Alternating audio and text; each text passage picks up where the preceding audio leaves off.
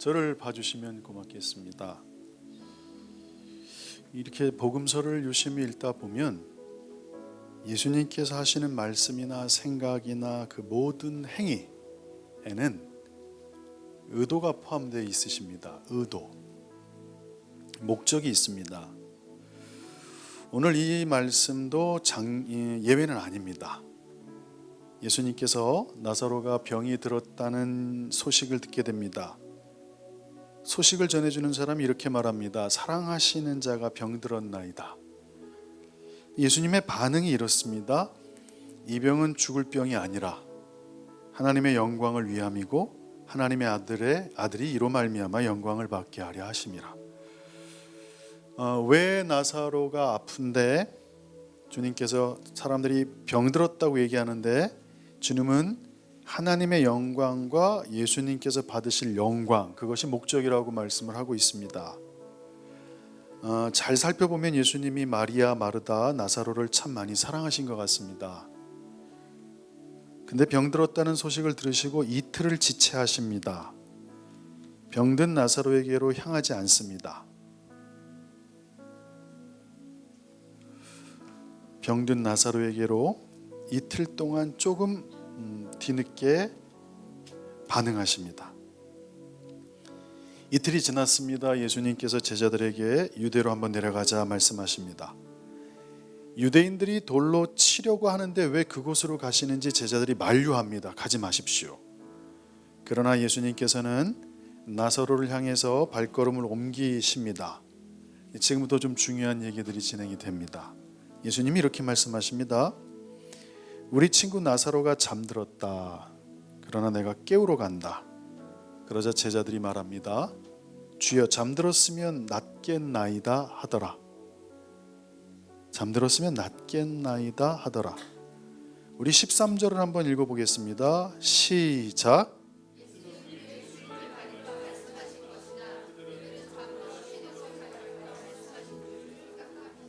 잘 보십시오. 우리 친구가 잠들었다. 내가 깨우러 갈 것이다. 제자들은 이렇게 얘기합니다. 주님, 잠들었으면 낫겠습니다. 근데 예수님은 나사로가 죽은 것을 말씀하신 것인데 제자들은 쉬는 것을로 이해를 하게 됩니다. 예수님께서 하신 말씀이 제자들에게 정확하게 전달이 지금 안 되고 있는 겁니다. 그분은 이 목적을 갖고 얘기를 하시는데 받아들이는 사람은 자신의 한계 가운데 빠져서 그분의 얘기를 정확하게 캐치를 못하게 됩니다. 재밌는 이 복음서 얘기를 지켜보면 예수님이 그 제자들을 전 열방에 보내기 전에 하시는 일이 말귀를 알아듣는 사람을 만드는 게 시간이 걸린 겁니다. 도무지 말귀를 못 알아듣습니다. 도무지 말씀을 못 알아듣습니다. 제가 지난주에 여러분 가르친다 그랬죠? 가르침은 사랑이 포함되어 있습니다. 그런데 꾸중은 감정이 포함되어 있습니다. 저는 예수생명교회 성도들이 잘 가르침 바 되기를 원하는 겁니다. 이해되십니까? 이해되십니까? 그래서 여러분 늘 평생 그거를 갖고 계십시오. 평생 가르침을 잘 받기를 소망합니다. 예수님은 의도가 있으십니다. 너희들이 내가 말하는 것을 잘 듣고 그것을 지켜 행하기를 원하십니다. 전달하시는 분의 내용이 피전달자에게 그대로 전달돼야 됩니다. 제가 그래 지난주에 추수감사절 헌금 정말 말도 안 되게 하신 분들 다시 하라고 말씀드린 겁니다. 왜 그러냐면 교회 재정 때문에 그런 게 아닙니다. 여러분 하나님이 정말 왕이십니까? 왕에게 감사하러 갈 때는요, 옷을 정제히 하고 1년 동안 가장 귀한 것으로 나갑니다. 저는요, 종교인들을 만들고 싶지 않습니다. 하나님 나라의 문화는요, 다릅니다. 그게 당연한 겁니다. 당연한 겁니다.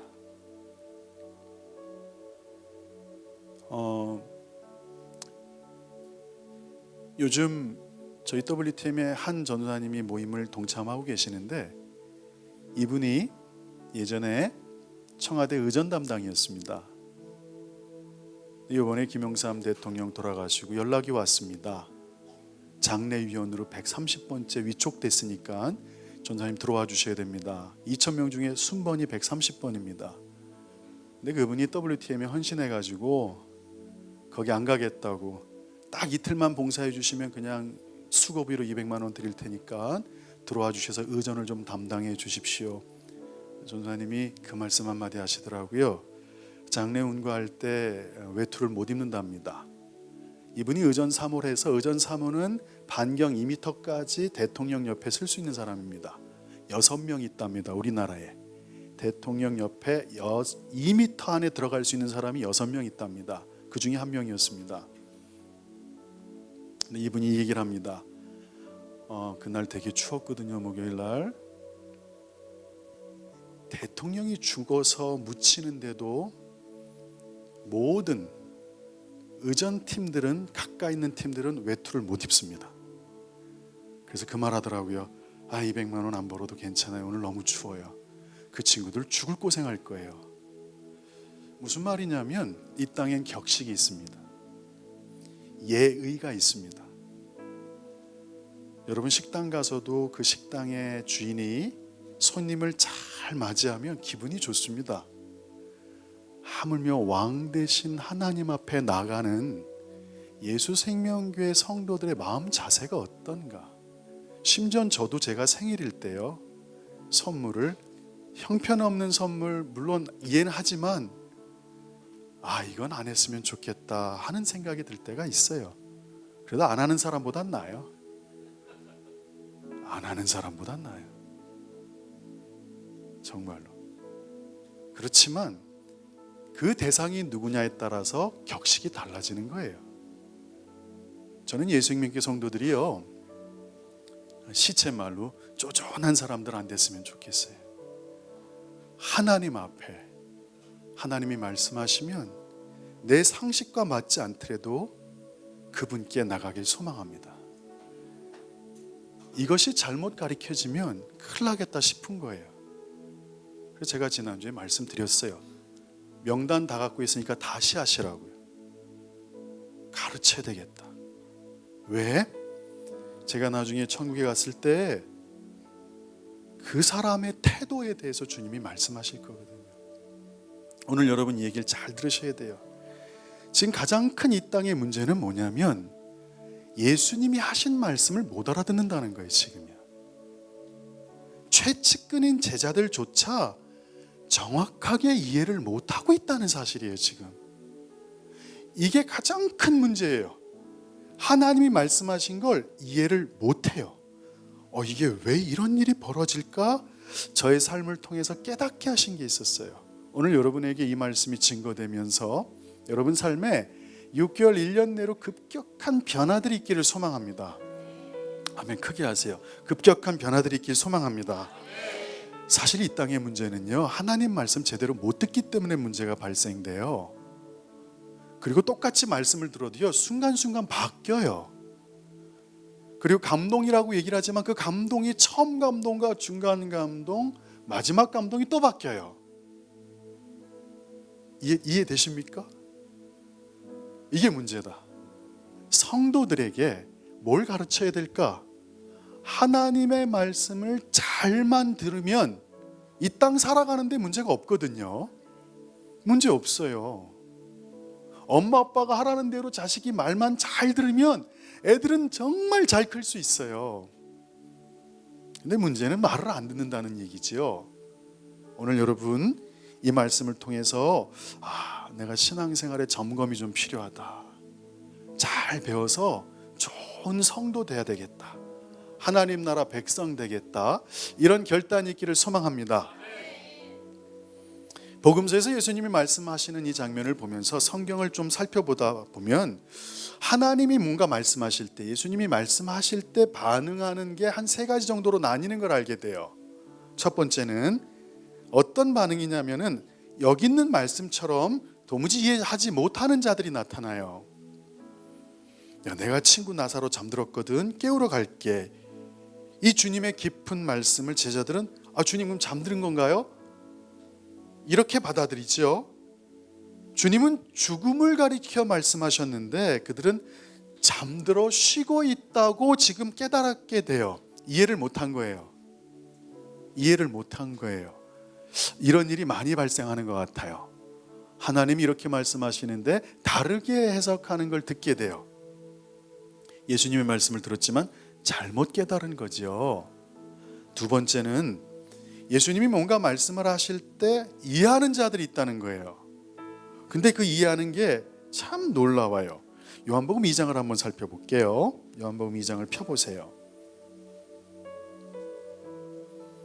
오늘 예배를 드리다가 깊은 것들을 주님이 또 말씀해 주시는 게 너무 감사했어요. 요한복음 2장에 보면 1장에 보면 주님께서 나다나엘을 만나는 장면이 나타나요. 46절 1장 46절 나다나엘이 빌립에게 얘기해요.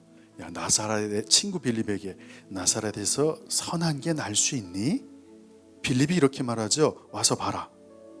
47절 예수께서 나다나엘이 자기에게로 오는 것을 보시고 그를 가리켜 이르시되 보라 그는 참으로 이스라엘 사람이다. 그 속에 간사한 게 없다. 나다나엘이 이르되 어떻게 나를 아십니까? 예수께서 대답하여 이르시되 빌립이 너를 부르기 전에 너가 무화과 나무 아래 있을 때 보았다. 저희 교회는 팔기초를 다했기 때문에 이 장면을 알아요. 당시 토라 말씀을 공부하는 자들은 다 어디 있었다 그랬죠? 대부분 돈 없는 사람들은 무화과 나무 밑에 있었어요. 거기가 여름에 시원했기 때문에. 있는 사람들은 건물 안에 들어갔겠죠. 그러나 그렇지 못한 사람은 무화과 나무 밑에서 말씀을 공부했던 거예요. 그러니까 나다나엘은 말씀에 미친 사람이에요. 진리를 찾으려고 그렇게 오랜 시간을 찾았어요. 예수님이 그걸 칭찬하는 거예요. 무화과 나무 아래 있었던 걸 내가 봤다. 나다나엘은 거기서 무너지죠. 그리고 바로 고백해요. 당신은 하나님의 아들이시고 당신은 이스라엘의 임금입니다 라고 되어 있어요. 이거 되게 재밌어요. 저를 한번 보시면요, 제가 지금 궁금한 게 뭐냐면 예수님께서 이 땅에 누군가에게 어떤 가르침을 주시고 그 사람이 깨닫게 되는데 두 부류로 나뉘는 것 같아요. 예수님이 남자를 대하는 방식과 여자를 대하는 방식이 조금 달라요. 주님이 그걸 말씀하세요. 다르다고 좀 말씀하세요. 여러분 그거에 대해서 한번 여러분 복음서를 천천히 한번 다시 읽어보세요. 예수님은요 인간을 창조하셨어요. 그래서 남자와 여자가 다르다는 걸 그분이 만드신 거예요. 그분이 디자인하셨어요. 놀랍게 남자에게는요 주님께서 인정하고 들어가 버려요. 그리고 칭찬해 버려요. 성도들 부탁인데 남성들을 많이 칭찬해 주세요. 잘했다고 인정해 주세요. 얼마 전에 그런 얘기를 하더라고요. 저는 설교 끝나면 늘 물어봐요. 제 설교 어땠냐고. 10년 넘도록 변하지 않은 질문이에요. 내 설교 어때? 그러면 그때 아내가 하나하나 지적해줘요. 요건 이렇고 요건 저렇고 오늘 톤이 어땠고 어땠어. 그럼 저는 이제 한 몇 시간 동안 침울해지죠. 이거를 1년, 2년, 3년 반복하다 보니까 요즘은 대답이 어떻게 나오냐면요. 설교 어때? 최고야. 당신 이거 어떻게 깨달은 거야? 얘도가 그러더라고. 이미 지나간 건 끝난 거야. 그때 깨달았대요. 지나간 건 끝난 거야. 돌이킬 수 없어요. 제 설교를. 그러니 잘했어. 근데 여러분 그 얘기 들으면요 제가요 다음 주 설교가 막 기대가 돼요. 어떻게 설교해야 될까? 힘이 나요. 결국 제가 물어보는 건 답이 하나예요. 그거 해달라는 거예요. 당신이 최고야. 비록 내가 최고 아니더라도 최고야. 당신 말이 정말 멋있어. 여러분 왜 그런지를 몰랐어요. 저는요. 그래서 많은 남자에 관련된 책을 읽다 보니까 남자가 하나님의 데스티니를 성취하는 일은 여성들의 칭찬과 존중이라는 거예요. 그래서 주님이 그렇게 말씀하신 거예요. 여인들아 남편을 존중해라. 남편들아 여인을 사랑해라. 이게 완전히 다른 거예요. 완전히 다른 접근 방식이에요. 여러분들이 만약 여인들이 남자들에 대해서 어떻게 그들이 형성됐는지를 알면 다루기 좀 쉬워요. 저 어려서부터 그런 말을 많이 했어요. 밥만 먹여주면 생명 걸 수 있습니다. 먹여만 주면, 잘한다고 칭찬만 주면, 짜장면 하나만 줘도 하루 종일 열심히 일할 수 있습니다. 왜 그런 고백이 20대부터 계속 나왔어요? 왜 그럴까? 왜 그럴까? 그건 남자가 만들어진 모습이 다르기 때문이에요. 오늘 이 장면에서도 주님이 그 방법을 쓰세요. 야, 내가 너 무화과나무 있는 거 봤다? 너 속에는 간사한 게 하나도 없다? 네가 이스라엘에서 정말 신실한 자다? 거기에 나다나엘이 헛걱 넘어가는 거예요. 주님은요, 속이려고 하신 게 아니에요. 그 사람에 대해서 정확히 이해하신 거예요. 이게 와닿더라고요. 나다나엘의 고백이 어떤 줄 아십니까? 바로 이해해버려요. 주님의 의도를 이해해버려요. 그리고 그 고백은 예수님, 당신은 하나님의 아들입니다. 당신 이스라엘의 임금, 킹입니다. 와우, 놀라워요. 베드로 장면을 보셔도 비슷해요. 주는 그리스도여 살아계신 하나님의 아들이심이다 라는 고백이 어느 때 나오는지를 보시란 말이죠. 두 번째 장면이 있어요. 예수님이 말씀하신 것을 이해 못하는 사람들이 있고 예수님이 말씀하신 걸 이해하는데 4장을 한번 볼게요. 요한복음 4장에 사마리아 여인들이 나타나요. 근데 재밌는 건 나다나엘과 대화를 나누는 장면은요, 그렇게 길지 않아요. 8절 정도로 끝나요. 8, 9절로. 근데 사마리아 여인과는요, 계속 한 40절 정도 걸려요. 이게 무슨 말이냐면 예수님께서 직접적으로 해결책을 주시는 쪽보다는 계속 여인이 대답하게 해요. 여인이 말을 함으로 풀게 해요. 진짜인지 아닌지 한번 볼까요, 여러분들? 요한복음 4장 보세요. 여인에게 질문을 계속하게 한다니까요. 9절 보세요. 사마리아 여인이 이르되 당신은 유대인인데 어찌하여 사마리아 여자인 나에게 물을 달라 합니까? 하니 이는 유대인이 사마리아인과 상종치 않는다. 왜 저한테 물을 주십니까? 예수님이 대답하세요. 11절 보세요. 주님, 물기를 그물도 그릇도 없고 이 물들은 깊은데 어디서 당신이 그 생수를 얻습니까? 또 질문. 우리 조상 야곱이 이 우물을 우리에게 줬고 여기서 자기와 자기 아이들과 짐승이 다 마셨는데 당신이 야곱보다 더 큽니까? 15절. 주여 그런 물을 내게 주사 목마르지도 않고 여기 물길로 오지도 않게 하십시오. 17절. 나는 남편이 없습니다. 19절. 주님은 내가 보니 선지자입니다. 저를 좀 보십시오. 깜짝 놀랐어요. 예수님께서 여인들의 대답을 통해 계속 커뮤니케이션 하세요. 주고받아요. 공감하세요. 주고받아요. 계속 얘기를 주고받아요. 이게 왜 이렇게 될까? 주님은요, 무언가를 이해시키시는데 도사세요. 천재적이세요. 왜? 그분이 만드셨기 때문에 그래요.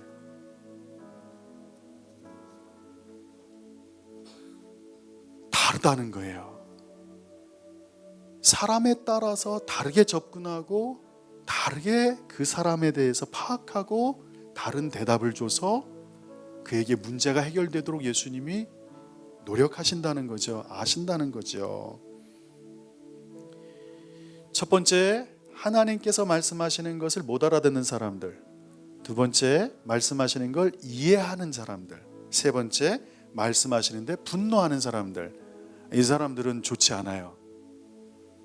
좋지 않아요. 특히 오해 많이 하는 거 좋지 않아요. 왜곡하는 것도 좋지 않아요. 알아 그러면 알아들어야 돼요. 못 알아듣는 건 좀 이해할 수 있어요. 예수님이 쫓아내진 않아요. 제자들에게. 말을 계속 하는데 못 알아듣는 건요, 어느 정도 가감하고 들어가시는 것 같아요. 근데 말을 했는데 그 사람이 알아들으면 기뻐하시는 것 같아요. 근데 말을 하는데 왜곡하거나 잘못 알아들 경우엔 주님께서 별로 안 좋아하세요. 별로 안 좋아하세요. 분노했어요. 어떤 사람들은 예수님의 말씀을 분노했어요. 누가복음 6장에 보면 안식일에 예수님께서 손 마른 사람을 고쳐요. 예수께서 그들에게 이르시되 내가 너희에게 묻노니 안식일에 선을 행하는 것과 악을 행하는 것, 생명을 구하는 것과 죽이는 것 어느 것이 옳으냐 하시며 무리를 둘러보시고 그 사람에게 이르시되 내 손을 내밀어라 하시니 그가 그리하여 그 손이 회복된지라. 그들은 노기가 가득하여 예수를 어떻게 할까 하고 서로 의논했다라고 되어 있어요. 분노하는 바리새인들에 대해서 주님이 반응하신 거예요. 말씀하셨어요. 그러니까 우리는 하나님께서 어떤 것을 가르쳐 주실 때 세 가지 반응 중에 보통 하나로 반응하는 걸 알게 돼요.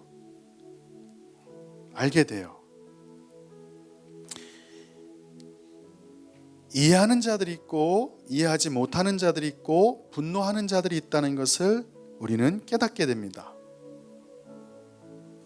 예수님께서는 가장 그분의 의도와 뜻과 목적이 백성들에게 잘 이해되기를 정말로 원하세요. 왜 그러시냐면 요한복음 아까 11장을 다시 한번 가볼게요.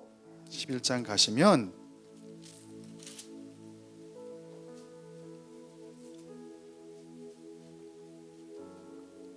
11장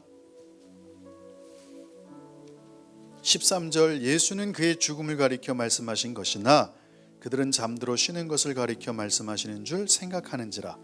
이 예수께서 밝히 이르시되 나사로가 죽었느니라. 15절이 중요해요. 14절이 밝히 말씀하시되 나사로가 죽었다. 예수님께서는 제자들이 이해하지 못할 때 다시 설명해 주세요. 분명하도록 밝히 보이도록 설명해 줘요. 그게 가르침이에요. 이해하지 못하는 자에게는 더 설명해 주세요. 이렇게 하라고 말씀을 해 주세요. 이해한 자들에겐 칭찬하세요.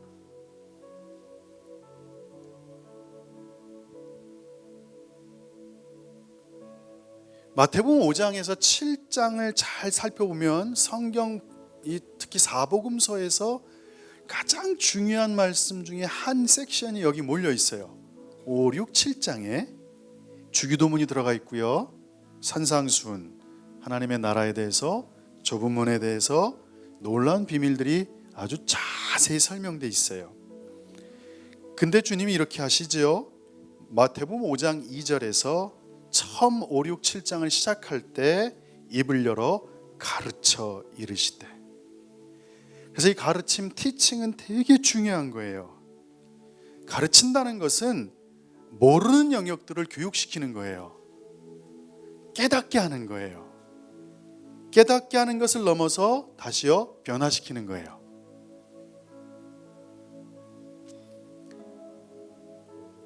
그러나 먼저 우리에게 중요한 부분이 뭐냐면 일단 이해시켜야 돼요. 깨닫게 해야 돼요. 당신이 말씀하신 걸 상대방이 100% 이해하도록 해줘야 돼요. 그것이 바로 가르침이에요. 맞죠? 학교에서도 선생님들이 가르칠 때 아이들이 건성건성 대답해요. 맞다고요. 근데 문제 풀어보면 틀리거든요. 그럼 이해한 건가요? 이해 못한 건가요? 이해 못한 거예요. 예수님은 하나님 나라의 비밀을 가르쳐 준 거예요. 왜? 그 비밀을 갖고 온 열방에 흩어져서 그 비밀을 뿌려야 돼요. 그 비밀을 사람들에게 나눠주고 소식을 전해야 돼요. 그런데 소식을 전하는 사람이 이해하지 못하고 100% 깨닫지 못하면 일이 진행이 안 돼요. 진행이 안 돼요. 그래서 주님께서는 이 가르침의 영역에서 첫 번째 조건이 피교육자가 반드시 깨달을 수 있도록 반복해서 계속 설명해 주셨다는 거예요. 깨달아라, 알아라, 알아라. 그래서 생각 가운데 잘못된 것을 바로바로 바꾸진 못해요. 왜냐하면 요한복음 11장 정도 되면 제자들이 어느 정도 깨달아야 되는데 또 못 깨닫고 있어요. 못 깨닫지만 주님은 반복해서 계속해서 그 생각, 인식을 건드려 주세요. 깨달아라, 이건 아니거든. 놀라운 건요, 깨달아지면 바뀌어요. 변화는 어디서 시작되냐면요, 깨달아질 때 바뀌는 거예요. 어떻게? 완전히 이해될 때 바뀌는 거예요.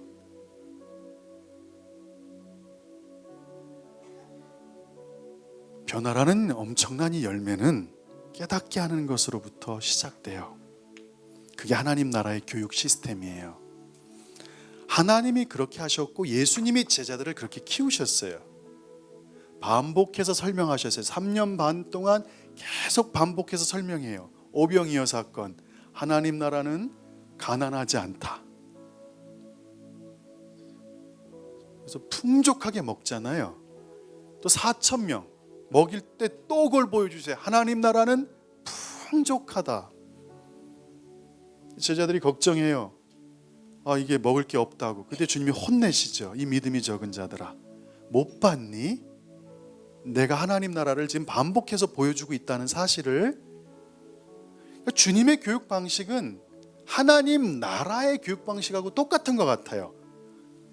하나님이 거기에 교육의 주체시거든요. 예수님이 교육의 주체시거든요. 그래서 3년 반 동안 제자들을 가르치신 거예요.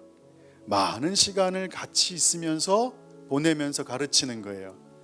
여러분이 예수생명교회 피기영 목사를 통해서 뭔가 배움을 받으려면 저랑 붙어 있으셔야 돼요. 왜냐하면요, 매번마다 선포되는 말씀의 단계가 달라요. 죄송하지만 가끔 보게 되면요, 사실은 제 스치고 지나가는 것밖에 안 돼요. 어떻게 하든지 옆에 있으셔 주셔야 돼요. 물어보셔야 돼요. 그럼 설명해 줘요. 이건 이거다라고 가르쳐 준다고요. 왜 국가부흥이 필요하고, 왜 재단이 중요하고, 왜 데스티니가 중요하고, 왜 하나님 나라의 원리들이 다 중요한지를 설명해 줄 수 있어요. 마찬가지예요. 자식들이 부모님하고 계속 붙어 있으면서 배우는 거예요. 학생이 선생님하고 계속 붙어 있으면서 배우는 거예요. 그 배움은 보통 전문가가 되려면 10년 걸린다 그래요. 모든 영역에서 10년 정도 하면 더 이상 배울 게 없는 한 분야의 전문가가 된다고 얘기를 해요. 결국 예수님께서는요, 제자들과 예수님의 생각이 일치하기 위해서 그 어마어마한 시간과 정성, 희생을 쏟으신 거예요. 주님의 생각이 제자들의 생각과 일치되는 것. 요즘 벌어지는 하나의 습관은, 저에게 벌어지는 놀라운 것은 제 생각과 저랑 가장 가까이 있는 사람의 생각이 일치하기 시작한다는 거예요. 이게 놀라운 거예요. 그래서 성경에서는 계속해서 반복해서 예수님께서 하신 말씀, 의도, 뜻, 생각을 우리가 품고 이해하고 실천해야 하기 때문에 계속해서 갱신시키면서 설명해 주세요. 보세요. 노아의 언약, 아담과의 언약, 아브라함 언약, 이삭 언약, 야곱 언약, 모세 언약, 다윗 언약, 예수님 새 언약, 그 언약을 설명하기 위해서 계속해서 반복해서 주님이 또 가르치시고 또 가르치시고 또 가르치고 하세요. 왜 그런지 아십니까? 사람은 태생적으로 반복해서만 가르쳐야 되기 때문에 그래요. 그래야 깨달아지거든요.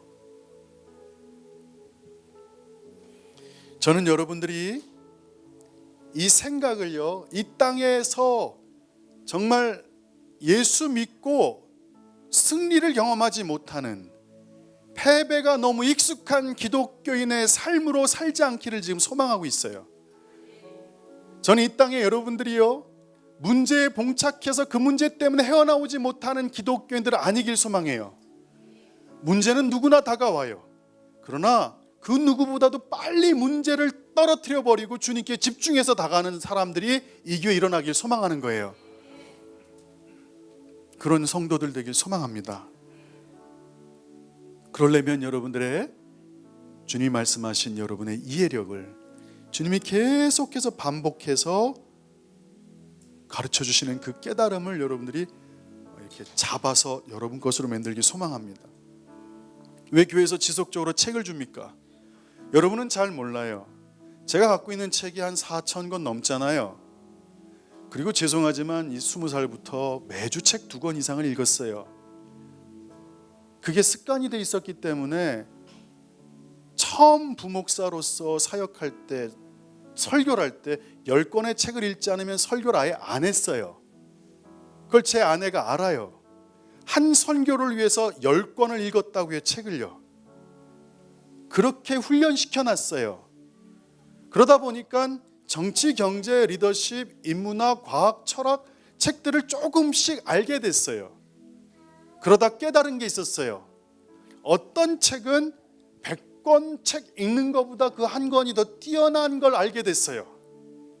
다 땅의 차원, 초등학교 수준의 영적인 걸 얘기하는데 누구는 박사학위급의 얘기를 하고 있는 걸 알게 됐어요. 많이 읽다 보니까 수준이 뭐가 높은지를 알게 됐어요. 그래서 교회에서 저 뒤에 꽂아놓은 거예요. 예배 영역에서는 루트 에블린 책을 꼭 반드시 읽으십시오. 여러분이 경험하는 예배의 가장 높은 단계를 얘기하고 있습니다. 기도의 단계에서는 엄영기도를 읽으십시오. 가장 높은 단계의 기도를 얘기하고 있습니다. 물린디 목사님이 그 기도재단을 얘기하고 있습니다. 금식에 대해서는 저 책을 읽으십시오. 뭐에 대해서는 저 책을 읽으십시오. 감히 설명할 수 있는 거예요. 그래서 여러분에게 부탁하는 거예요. 여러분 스스로 이전에 있던 모든 흐름을 버려버리고 주님 입혀주시는 새 옷으로 바뀌겠다는 열망이 있어야 돼요. 열정이 있어야 돼요. 저는 그런 사람이 나타나기를 소망하는 거예요. 열정. 내가 딴 거는 빼앗겨도 하나님 나라의 진리와 하나님 나라에 대해서 얘기하는 것은 붙잡겠다. 꽉 잡겠다. 저는 극심하게 노력하는 성도들 나오길 소망해요. 정말 소망해요. 우리의 생각, 우리의 이해력을 새롭게 하기 위해서는 분명한 어떤 것들이 우리 가운데 전달돼야 돼요. 반복해서 여러분에게 도전을 주는 거예요. 하나님께서 원하시는 방향으로 가도록 인도해 주는 게 저의 역할이에요. 목자의 역할은요, 매 순간 돌아다니면서 가장 좋은 꼴을 양들에게 먹이는 거거든요. 그게 우리 예수님의 마음이에요. 그래서 아침마다 새로운 거예요. 그분은요, 늘 풍성하고 아름답고 새로운 계시를 준비해 놓고 계세요. 그게 목자의 기본 자세예요. 목자는요, 오래된 풀을 먹이는 거 아니에요. 다 죽어가는 풀을 먹이는 거 아니에요. 그럼 양이 죽어요.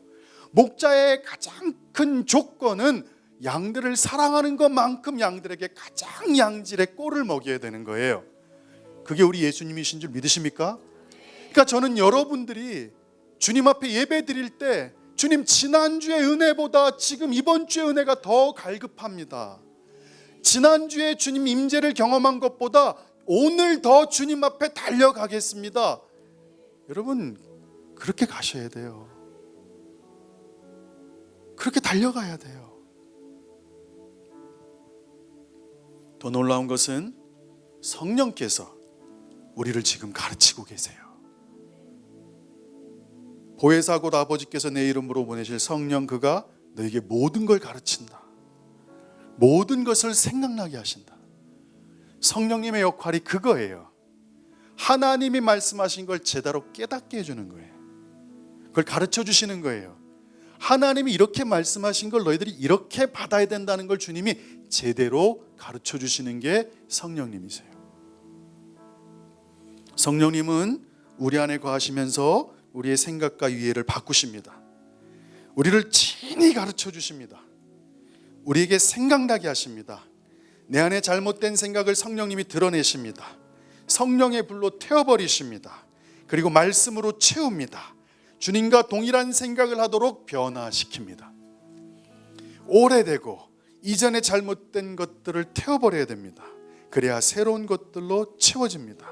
성령의 불로 반드시 태워버려야 됩니다. 나는 할 수 없지만 성령님은 가능하십니다.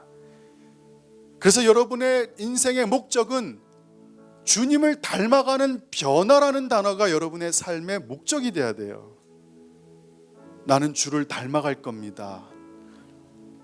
그 사람의 마음의 생각이 그 사람의 됨됨이거든요. 곧 그 사람의 됨됨이는 어떻게 이해하느냐에 따라 됨됨이가 결정나요. 하나님의 말씀을 100이라고 말씀할 때 100으로 이해하는 자가 하나님 앞에 옳다 인정함을 받는 거예요.